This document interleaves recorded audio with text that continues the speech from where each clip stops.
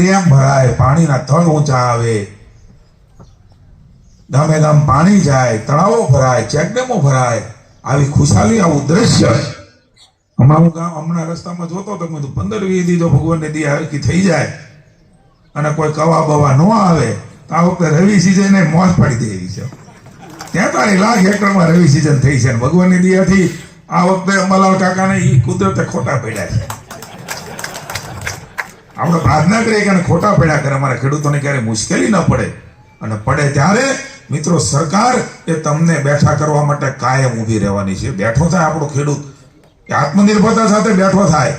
મિત્રો અમે ક્યારેય ખેડૂતોને ભિખારી બનાવવા માંગતા નથી અને બનાવીશું પણ નહીં. તમે તમારા બળબદા પર ઉભા થાવ ને એના માટે સરકાર તમને તમામ પ્રકારની સહાયો, તમામ પ્રકારની મદદો અને અનેક પ્રકારની નીતિઓ સાથે આ બજેટની અંદર અમે આવી રહ્યા છે. કેન્દ્રનું પણ બજેટ એ પ્રકારે આવ્યું છે.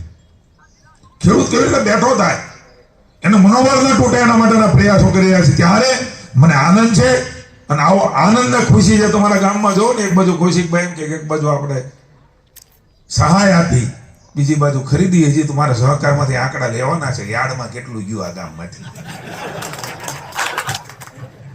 અમે તો 35% ખરીદતા હતા.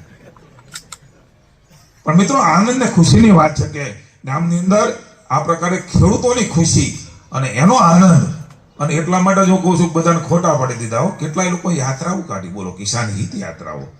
નથી ન કિસાન, નથી એનું હિત. પોતાના હિત માટે નીકળેલા લોકોને કિસાનો ઓળખી ગયા છે. મોલપર ગામ અને અમરેલી જિલ્લો ગુજરાત ઓળખી ગયું છે. એટલા માટે હું આપને અભિનંદન આપું છું, પુનઃ એકવાર ભરોસો આપું છું કૃષિ મંત્રી તરીકે.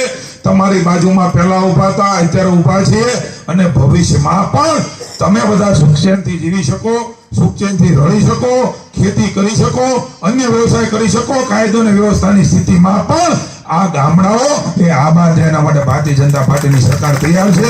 સૌની શુભકામનાઓ. ભારત માતા કી જય.